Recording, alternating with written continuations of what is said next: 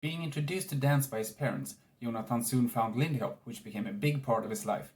He took classes and went to social dance and started to perform and teach in Stockholm, Gothenburg, and eventually Toulouse. Well, hello, Jonatan, and thank you very much for joining this interview. Hello, Simon, or Simon. It's a pleasure to be here with you. Thank you. Could you tell us, how did you become interested in dance? Well, as it happens, I come from the north of Sweden, and my parents, they were avid traditional dancers, like my grandparents as well. So quite early on, my mother and my grandmother, they put me in class, and where they were teachers to learn Swedish folk dance. So quite early I started, and my parents also did bug, which is a descendant on Lindy Hop, where they took away all the triple steps, and we only have steps, and it's a lot of turns. So they danced that, and I remember dancing with my mother when I was small. So it started quite early, and I remember I always wanted to dance, but to dance, it was regarded as a bit girly and so on. So I never really did it. I was shy as a kid, and I did what everybody else did: hockey, football, running. So it started quite early, to be honest. And how did you then end up as a Lindy Hopper? Well, when I was at university in Uppsala, I had a friend. No, it was the girlfriend of the guy I lived with, and she wanted to dance, and we did a lot of classes, different classes in Uppsala.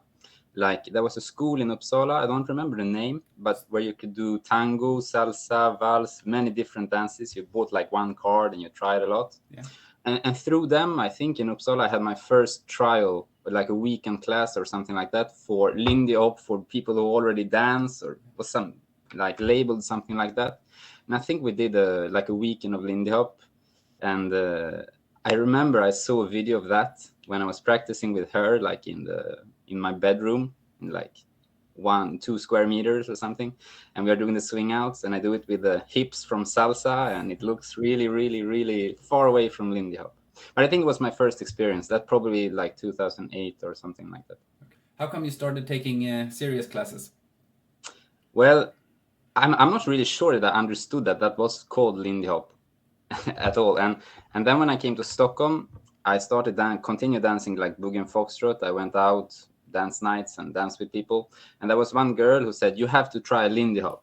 And as I didn't really had connect what I've done before, I was like, not sure, because I knew how to dance the other stuff, and I was a bit reluctant to try something new and be a newbie. And so I said no like many times, and then one time I followed her to Chigago, which is a dance studio in Stockholm, where the Harlem Hotshots are teachers. And I remember I came there, and it was Lennart who was the teacher, and we did the 8-count triple step pattern, and I was like, we just did it, and we just experimenting with that step in the space and with the swing music, and I was like, this is it. This is so much better than all the other dances I did. Just this, I love it. And we coupled up, and we were just improvising with that step, gliding, as they call it. And it ended up that I stayed during the party that was right after that class, and I danced all night. And I have very, very good memories from that, because there were so many followers who helped me. Were like, this is the swing out, this is the tack turn, this is the swing out with the Texas Tommy, and so on. I remember especially Mimi Gunnarsson was there, and she was helping me out with the swing out, and she was dancing with me, and I felt like everybody was so nice and welcoming, because a little bit in the bug scene, I don't know if you can say that, there is a big part of competition, and the competition dancers don't really want to dance with normal people like me, So it was always like, when you dance with those, it was one dance and then they left. So the good dancers weren't really nice in that aspect. And I felt like at Chigago, wow, it's so cool. People want to help me. They feel like I learn and they want to help me out. So I was stuck directly. Nice. So you danced with Mimi, you said. She wasn't in the Harlem Hotshots then, right? No, that was before. So this was December 2009. So she wasn't part of the Hotshots at the time. No. Yeah. How long had she been dancing? Do you know? Oh, no idea. But I suppose well, was she like one of the top dancers there, or was she like sort of beginner? I mean, for me, she was. And there was other people too, but I just don't remember the names and faces. So then you were hooked, and what happened then? Well, I was on my last year of university studies, so you have to write a what do you say in English? Like Thesis? Exactly. So I had a lot of time to organize as I wanted. So I started taking classes at Chicago, and when I wasn't studying, I was there. So I tried to do my studies during the day, and then in the nights I went there. I took classes, and they saw that I was ambitious and that I had already some dancing background, so it went quite fast for me to learn. So they put me in different groups. I was doing the beginner, and I was also doing the intermediate, and so on.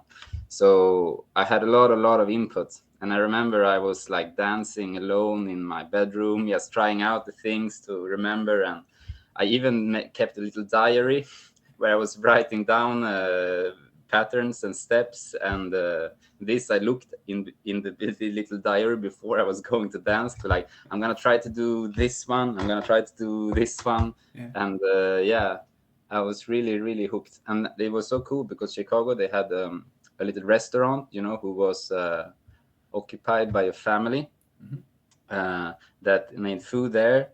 And it was so nice to just come there and eat and look at the class that I didn't take, and like try to remember what they were doing, and then try to do it on the dance. What part did you like the most? The social dance or the classes or anything else?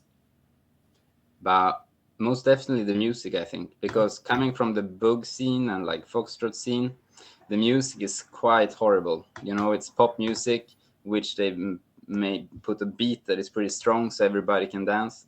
And this music was much more appealing to me. And I think my grandfather really listened to this kind of music and he liked it. And I think for me, it really felt a bit like home somehow. And the music, definitely. And also the fact that the dancing was so free. Because in bug, I always felt a little bit like locked in. You do steps, and you have to move around. And here you could stay in your spot and dance. And I really enjoyed the way the dance functioned, Okay. And actually, the most amazing thing was how the music and the dance fitted so nicely together. Like how the movements really felt like this is working so perfectly in harmony with the music. And I really love that. Did you have a musical background when you started dancing? Well, not really. I mean, I did violin when I was a kid because my dad did that, and the brother of my dad. So I mean, I did a few years of violin, but I wasn't like a good sight reader. I was more like the ears guy. I remembered the stuff and I played it from the ear, but I never got really good because I practiced like once a week the day before the class, Yeah. But like recently, I understood that it was my grandmother who paid for those classes, and so now when a little bit later I picked up the music, I really feel a connection with her because she really wanted all the kids to do music. So yeah, I had some, but I wouldn't say that I was a musician at all. No. Okay. So how long did it take before you started practicing with others, joined a group? I mean, quite early. I think it was Martina Krok, Yeah. who was part of Shout and Feel It, I think, which is the dance group that was driven by Kenneth and Helena Norbiel, who is also the organizers of Snowball. At the time, it was they who was running it anyway. And they saw me dancing, and they saw that I was ambitious, and I think they had a leader short. Yeah. So they wanted me to come and try. And So I you think were it was, headhunted.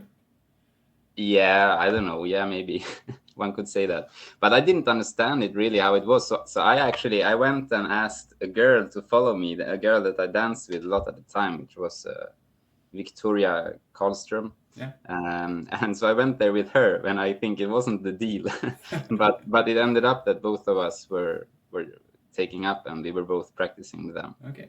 Did you take the same class, or were you practicing on your free time, or? Yeah, we were in the same class, and I remember it was always, you have this cycle when you change partner, Yeah. and this time when you dance with someone that it really works, and you were like so happy. So it was like that, yeah. Okay. And that's why I knew her, and we danced during the parties and so on. So yeah. And then you danced in Shout and Feel It. Exactly. Okay. Yeah. So what is Shout and Feel It, and how does it work to dance in a troupe run by two not old timers but semi old timers? Yeah, I mean, it was quite. I mean, I was super new to Lindy Hop, so I knew nothing, right? And in Shout and Feel It, basically, they had a quite. I mean, they had their routines that they had since a long time back. And basically, what happens when they took in new members was that you were learning the routines that some people already knew. Yeah. And so you were learning the old routines that they had, that sometimes were created by other dancers from other parts of the world, like Stephen Mitchell or other people, Ryan Francois. And so that was like a number with hats and like suits and where you rip off your clothes, and then you had like a Charleston costume under, and yeah, it was a lot of practicing to remember routines, but also like they really wanted us to be able to do fast swing outs. So a lot of time working on just getting the feet to work with a fast tempo and not cheat, like really try to do the triple steps even though it gets fast. When you say fast, give me a number. Like before I was in Short and Feel It, I thought like 160 BPM was quite fast. But then I think we did some numbers who were probably like in the 240, 260, something like that. Yeah, BPMs. Which still for me is quite fast. It's a little bit where it starts to be ugly if you do it long time. Yeah, only swing outs. Exactly. Yeah. So was it mostly fast swing outs and memorizing routines, or did you work on styling as well, and like group styling or individual styling? Or it wasn't that much about individual styling, I would say. It was more about trying to be synchronized with others and be very like, they were really into being very clear in the movement. If it was a stop, then everybody has to stop and it doesn't have to move, and they wanted to have the synchronicity of the group. And then of course it was the aerials, because in the routines there were aerials. It was part of the routines. I mean, there were parts that everybody danced together, and you were supposed to learn a certain number of aerials, and if you didn't do it, you had some movement that replaced it, but the goal was to have the aerials. So I remember, for example, practicing, this kind of backflip where you put your feet on top of the knee of someone else and you do a backflip. I remember, for example, I was afraid of doing that, but I remember we were doing it in practice. I never did it in a show though, but it was this kind of thing. So it was like, I was young and was a little bit coming from a sports background. I thought it was really cool with aerials, and it was also something that was really challenging and fun at the same time. Okay. The aerial part, yeah. Yeah, I love the aerial part. Mm. So it wasn't too much focus on like everybody should look the same, or did I interpret you correctly there? Yeah, I would say it was more focused on everybody looking the same rather than having your distinctive personality. It could be my memory that is getting out of hand, but I think that was more how I remember it, to try to look like a group rather than being individuals. I mean, you had your time in spotlights and so on where you could create your own stuff, but I think I really didn't have a feeling that we were striving as individuals to look very differently or anything. So I think it's a bit different than some other groups who exist today. Yeah. Did you have any input as to anything really, or was it Kenneth and Helena that decided everything? And was it a dictatorship or a democracy? I mean, dictatorships can be good as well, so don't... Yeah, no, I mean, I think it was kind of a dictatorship, especially in the beginning, because we were many people who were quite new, so we didn't know much, and it's quite difficult to give us hands to create. And I think their idea was to teach us the routines from the beginning, but I mean, to their, I mean, positive side, I think they also taught us other things that were helpful for us. For example, I remember we were learning the routines, but they wanted us to try to sing the song. So not to having the song on, but trying to sing the song and dance at the same time. And these are things that for me now seems very, very obvious that you need to practice, but at the time was very difficult. Yeah. But that kind of thing they also did, and I think it's something that I carry on, and it's nice. And they also made us do Swedish folk dance to practice our turning, and like we did swing rueda, where you have a collar and you do movements on the go.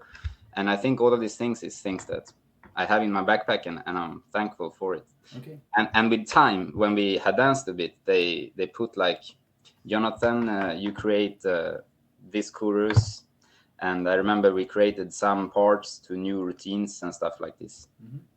Yeah, so with time we got more responsibility. Okay, that's nice. Yeah.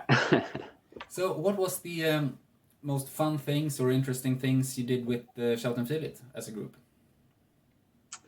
I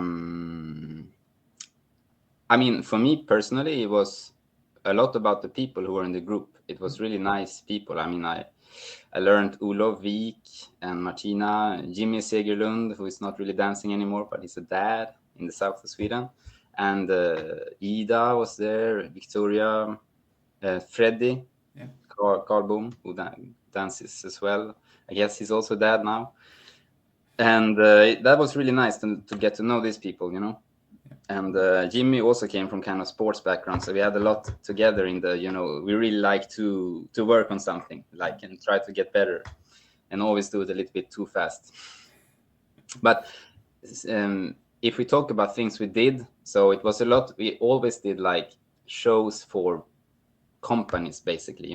It's a company, you have an event where they are sitting down eating, and then at one point we come and we dance in front of them. It's kind of surprise. They are looking like this. They don't really know what's going on, and then they clap on 1 and 3, and so on. But it was kind of nice to do that because they don't know anything. So it's also like quite. I mean, you don't feel as judged. For us, it was a big step to take and try to perform in front of real dancers who know this dance. So in the beginning, it was like that.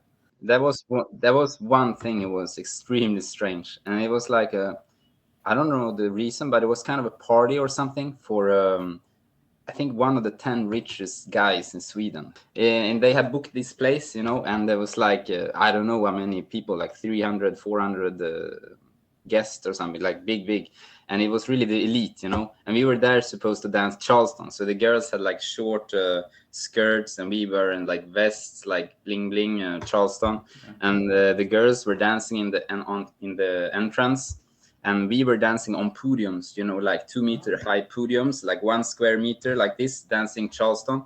And beneath us, people were like drinking drinks and eating oysters, and things like this. It was like so strange, and they are looking up on you like this, and it's so strange experience. You feel like I'm here with the elite of Sweden. I'm dancing a dance from United States from the 20s, and it's so strange. Really, really weird experience. So you like improvised the solo Charleston for half an hour, or?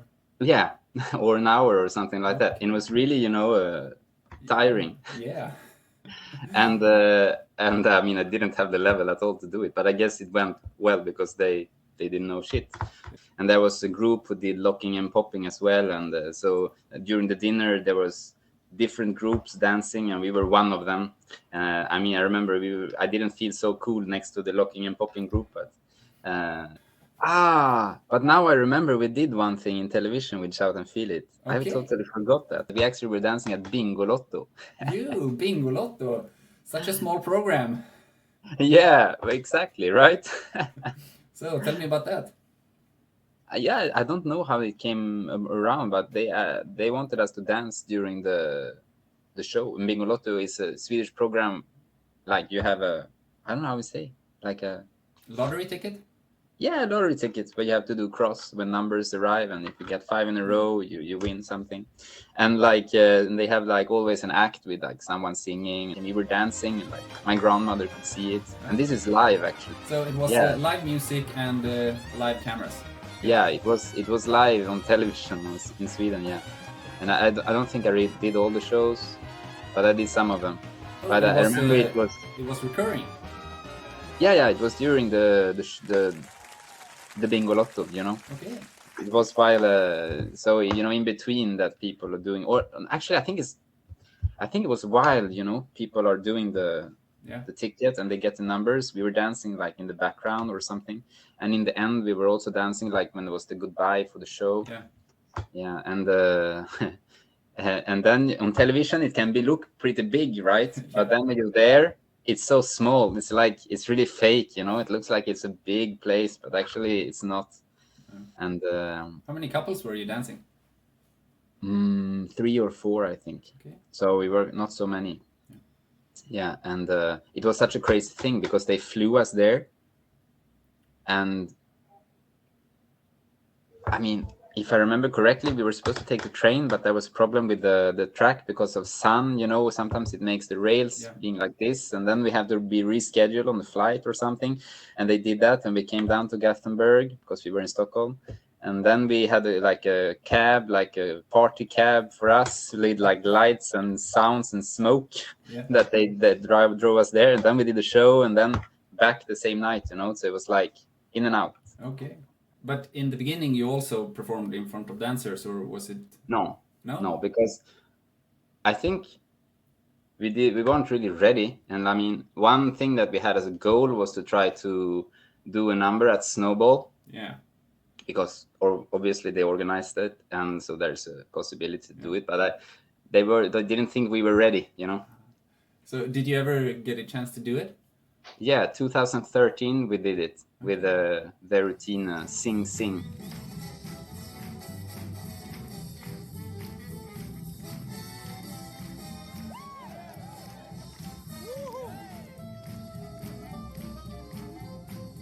I mean, I looked at it yesterday because I wanted to revive my memories a little bit, and I mean, it's nice, but I'm really stiff and I'm really, really tense, and I'm looking like black in the eyes, like I'm not there. So I guess I was pretty stressed about it, but we didn't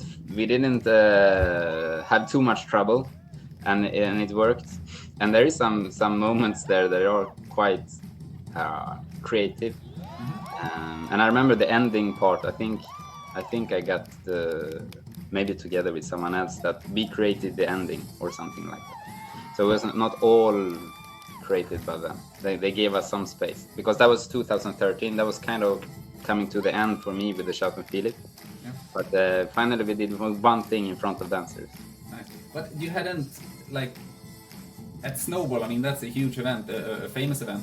You hadn't danced in front of dancers on like a work day, like in Chicago on Wednesdays? I don't think we did. I think that was the first. And it was like, from a company gig to Snowball, it's quite a big step. Yeah. It's a very big step. Yeah. We did sometimes dance at Nalen, Yeah. That was kind of maybe some sort of dance night for a little bit older people. And I think we did that a few times. Because I clearly remember the first time I did it where the lights were hitting me like this, because the lights were not on when we were doing the rehearsals, and then the lights were on like this, and I was totally lost in space. Yeah. So I remember we had at least maybe 1 or 2 experiences when there was kind of a dance night, but it didn't feel the same. I mean, Snowball, it felt much more like here people they will see if we don't know what we do, Yeah. I know the feeling. What's the most fun type of gig that you think? Is it to perform in front of dancers, or? Yeah. I mean, today I think in front of dancers I prefer, because they appreciate maybe more of the stuff that I appreciate today. Yeah. If you perform in front of non-dancers, you really have to have things that catch their attention, like big stuff, which maybe is not good dance, but just that big stuff's happening, they will cheer it and they will like it, So I think today I don't prefer that so much. I prefer to dance in front of people who know some dancing. 2013, it was coming to the end of your Shout and Feel It time. Why did you quit? I mean, it was quite stressful Because I worked as a teacher.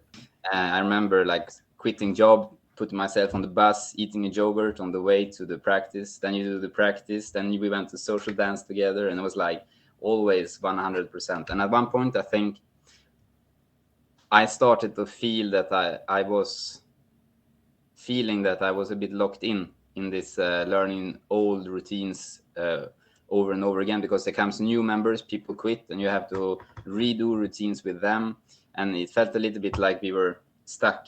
And I also think that I started to have maybe some problems of being leaded all the times. And I just felt that I didn't really want to do it anymore. And also at the same time, it came up a possibility to move to Gothenburg and continue dancing. Exactly. Yeah, because before I only had like one beginner class or something for SSS, and in Gothenburg I started to have more classes. So I started to be better at the dancer, because really when you teach, you really have the possibility to understand the dance better, because you have to prepare classes, you have to think about what you're doing. Yeah. But did you perform there and join a group or something, or where's? Yeah, they had this group. They had this group, Lindy Deluxe, yeah, at the time, with like Marianne and Marcus, some other people. Olof already had moved to Gothenburg, so he was there already. So yeah, I was part of the Lindy Deluxe as well. There, we did some gigs for like companies and stuff, but they also had more like they were trying to create shows for their event, Swing in Spring. And also for Winter Jump in Oslo, because at the time I felt like the association in Gothenburg and in Oslo had some sort of almost like a partnership, you know, where we went to their event, they went to our event. And actually we also did a routine together at one point, which was quite interesting experience, where we were like meeting twice, one time in Gothenburg, I think, to practice, and one time at their place or something like that. And we created on each location parts for the routine, and we did a big thing together called we call ourselves the Union. But it was really cool. It was my first experience to create something like this with people from different places. I think we sent clips, but we also had 2 opportunities, I think, when we were together, where we practiced together. But it was really nice. And I mean, when I was watching the clip, I'm impressed by the fact that we succeeded to do something together, which is kind of synchronized. And yeah, I mean, I have a love for this song, Jump for Joy. I think it's a really beautiful tune with Duke Ellington, and it was really nice to do something together with such an amount of people.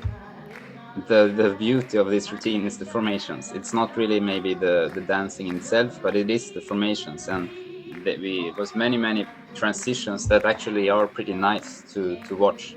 And we are a lot of people, I don't know, 40 people at least, I think. So it's like, it's a huge thing. And I think we performed it at Winter Jump. And I mean, also in Gothenburg, we had this Team City Battle. Yeah. Which was also like with association in Gothenburg, and people were so organized. It was crazy. You know, when I talk about it here in Toulouse to people, they're like, what? The Swedes, you know, they always think of Sweden like this. But like someone made a spreadsheet, you know, in Google Forms. Yeah, exactly. And like we were organizing, I think already in the summer before Savoy Cup, who is in the spring, like weekends where we were gonna see each other, who was gonna have the responsibility to create what. And like many people, like the teachers, they create a bit more, and some other people created less.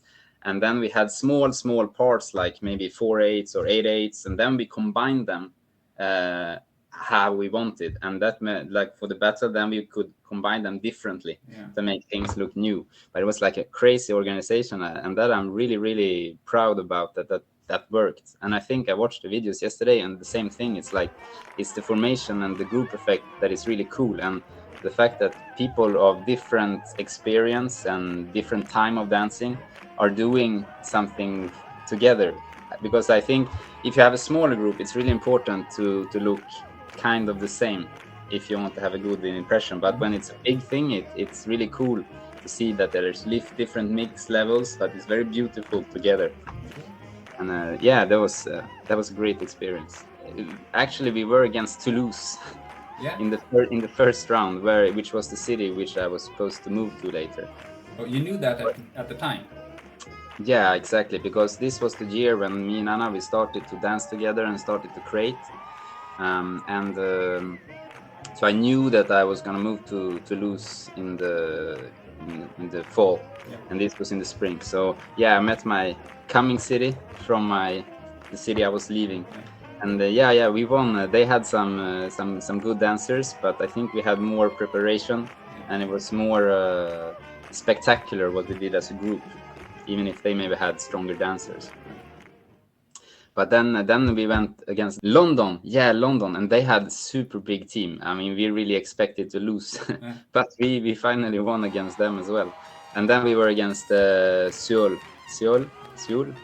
and yeah, they won. They were great. Seoul had well prepared as well. But I think we could be really proud about ourselves. It was cool. There were some people who had amazing ideas, like.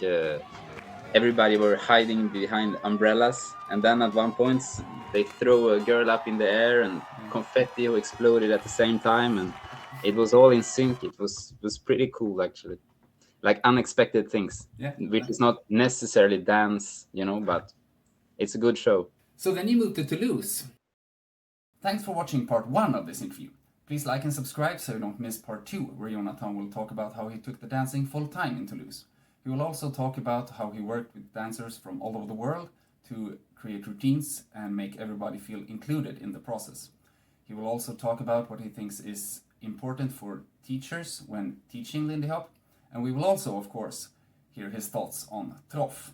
And other than that, happy training!